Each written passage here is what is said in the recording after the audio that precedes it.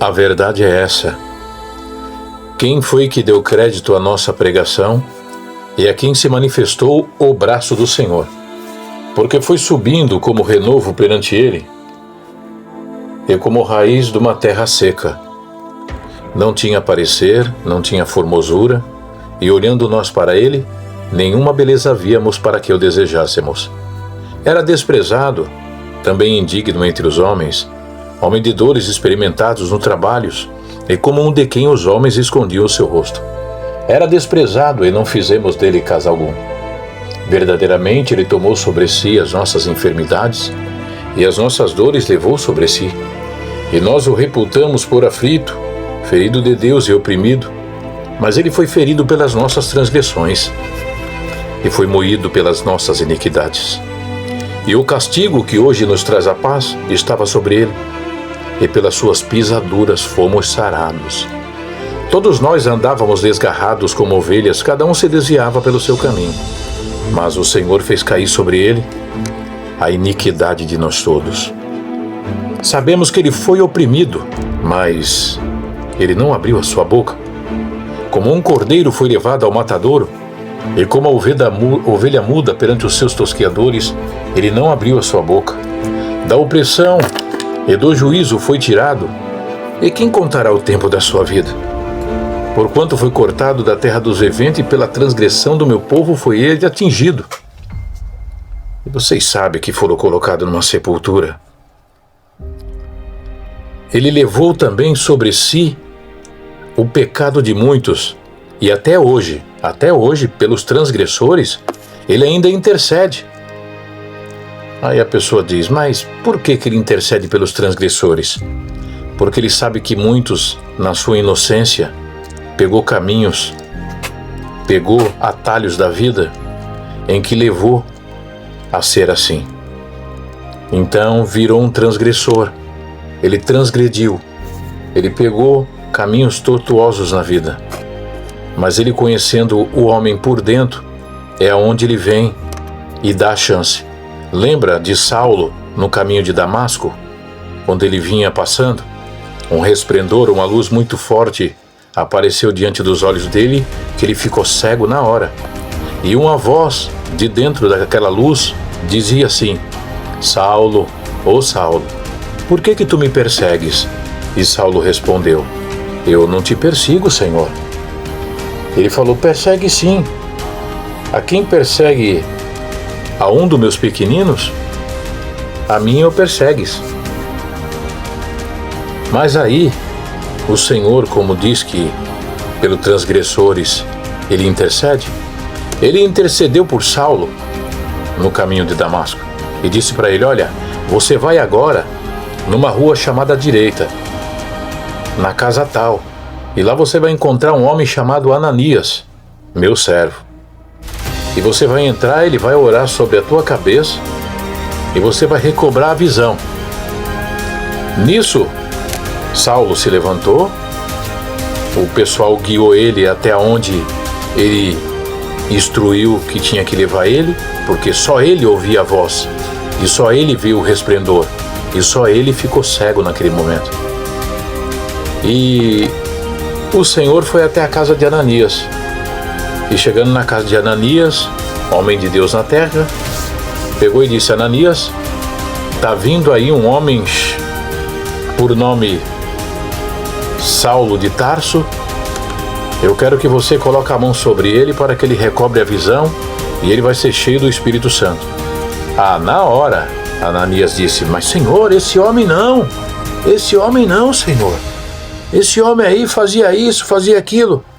E o Senhor disse para ele assim, olha, como é que você, Ananias, chama de imundo o que eu santifiquei?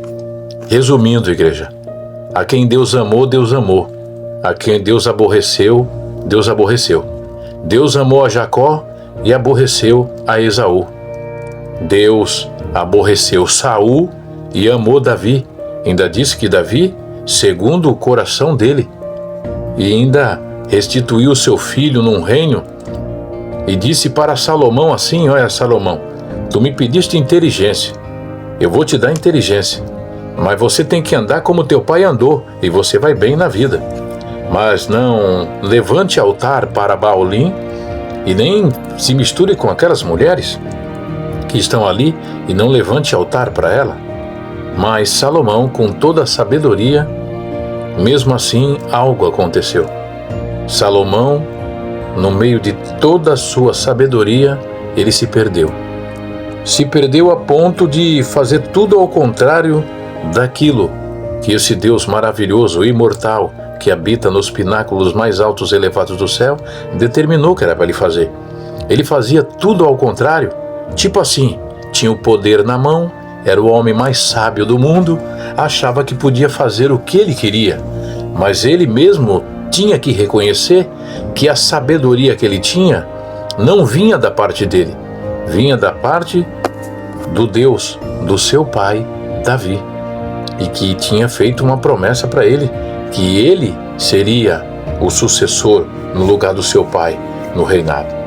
Mas e aí? E agora? Como que fica? Muitos nesta terra também dizem que são sábios, que são entendidos, que conhecem das Escrituras, que conhecem Deus e que faz aquilo e no fim a gente vê que a suplema, o suco da caridade não tem. Ele não ajuda ninguém, ele não estende a mão para ninguém, ele não sabe fazer. A caridade, ele tem que entender que a caridade é sofredora, é benigna. A caridade não é invejosa, a caridade não trata com leviandade, não se ensoberbece, não se irrita, não busca os seus interesses. Não se irrita e não suspeita mal. Ela não folga com a injustiça, mas ela folga com a verdade. Tudo sofre, tudo crê, tudo espera, tudo suporta. A caridade nunca falha. E quando fala de caridade nunca falha, a caridade é Jesus Cristo. Porque ele, com grande amor, veio a essa baixa terra, passou os escárnios da vida, foi chicoteado, lancetado, deixou uma coroa de glória lá no céu e veio até essa baixa terra, pediu permissão para o Pai. Pai, deixa eu ir lá nessa terra, deixa eu acabar com esse holocausto e deixa, Pai, eu tentar. E o Pai disse, filho, não vai, porque esse povo aí, o que eles fizeram comigo no deserto, eles vão fazer pior com você, filho. Ele, não, Pai, deixa eu ir. E ele veio, com grande amor, se manifestou no meio do povo, fez milagre, fez o cego ver, o mudo falar, o coxo andar, e até mesmo uma mulher que tinha um fluxo de sangue, que entrou no meio da multidão, ele também curou. Num tempo em que o povo era apedrejado, porque era dente por dente, olho por olho, a alma que pecar, esta tinha que morrer. E ele apareceu, e naquele dia alguns daqueles que diziam que buscavam a Deus, foram e pegaram uma mulher, salvo eu, no ato de adultério, ou estava se prostituindo, e levou diante dele. E chegando a ele, disse, olha, pegamos essa mulher aí fazendo isso, e está escrito no livro de Moisés que essa tal tem que ser apedrejada. O que dizes tu? Ele olhou para aquele povo que estava ali, entrou dentro da mente deles e disse assim, aquele que tiver sem nenhum pecado, que atire a primeira pedra. Na hora, cada um consultou a sua mente e viu que não era para ficar tirando pedra, mesmo sendo naquele tempo, que era o tempo de dente por dente, olho por olho. Era o Velho Testamento, o Antigo Testamento. E hoje, como que está a situação? Como que está a situação de muitos? Aprenderam ou não aprenderam? Então o Senhor disse, não julgueis para que não sejais julgados, porque da mesma maneira que tu julga, tu serás julgado. Da mesma maneira que tu persegue, tu serás perseguido. Da mesma maneira que você odeia, você será odiado. Diz assim, tudo aquilo que você quer que alguém faça por você, faça você primeiro. Seja você dar o pontapé inicial das coisas boas na tua vida, porque não adianta, venha a nós ao nosso reino e ao reino dos outros nada. Então, tudo aquilo que você quer que alguém faça por você, faça você primeiro. Eu queria tanto que alguém me ajudasse. Você já ajudou alguém? Você já fez alguma coisa por alguém? Então, é assim. Tudo que a mão direita vê, a esquerda está vendo. E muitas vezes coisas que você faz, você tem que deixar em oculto, que nenhuma mão veja o que a outra mão está fazendo de bondade. E quando deres uma esmola, segundo as Escrituras, não faça tocar trombeta diante de ti para ser glorificado pelos homens. Afinal, você vai receber os teus aplausos, vai receber o teu galardão. Mas e aí? O que adianta? Você receber um abraço, você receber um elogio de alguém, sendo que o próprio Deus se entristece com isso, de você estar fazendo tal coisa e estar tocando trombeta diante dos homens. E a hipocrisia também. A hipocrisia. Ele disse que chamou as pessoas de hipócrita. Tira primeiro a trave do teu olho, depois cuidarás em tirar o arqueiro que está no olho do teu irmão. Resumindo, tira primeiro o teu defeito. Olha para você, olha para os teus defeitos primeiro, vê se você está nas condições de ser um juiz, para que possa pegar o martelo e julgar o servo alheio para o seu senhor. Olha, ele está em pé ou cai, mas ele é um servo de Deus. E você agora quer pegar a toga, colocar sobre as tuas costas uma toga de juiz, pegar o martelo e julgar o servo alheio para o seu senhor? Olha, quem julga é julgado, quem persegue é perseguido. Você tem que fazer o papel do bom samaritano. Samaritano sempre ajudou as pessoas. Samaritano, quando viu que alguém estava caído, ele não quis saber se era crente, se era descrente, ele não quis saber. Ele foi lá, olhou para aquele homem e ele tinha que ir trabalhar. Mas ele disse: olha, vocês que estão aí, pega este homem, faça o que tiver de fazer com ele, vou deixar essa importância aqui de dinheiro, e quando eu voltar, o que estiver faltando, eu pago também. Esse é o papel daqueles que servem a Deus, né? Mas tem muitos que dizer que serve a Deus é fácil. Agora, na prática, muitos estão deixando a desejar as coisas na face dessa terra. O amor de muitos já esfriou, a gente já sabe. Muitos se venderam, muitos trocaram a sua família, o seu país, a sua história, trocaram por um prato de lentilha, deram na mão do adversário o seu país. Muitos que diziam que era crente da igreja. Tá aí, ó. Agora tá aí, a mente perturbada, né? Sabendo que fez maldade. Olha, quando você pratica alguma coisa que prejudica só você é o prejudicado, é com você mesmo. Você vai pagar pelos teus atos. Agora o pior é quando tu toma uma atitude na tua vida e vai prejudicar filhos e filhos de pessoas que você nem conhece. Olha só o mal que você fez. Agora, se você quiser se matar, você vai se matar, é a sua própria vida. Agora, o pior é você matar os outros para depois se matar. Então você vai ser um homicida que naquele dia lá você vai pagar as penalidades nas frações da lei desse Deus que habita no céu. Então, se não pode fazer o bem, também não faça o mal. Se não pode absolver, também não julgue ninguém.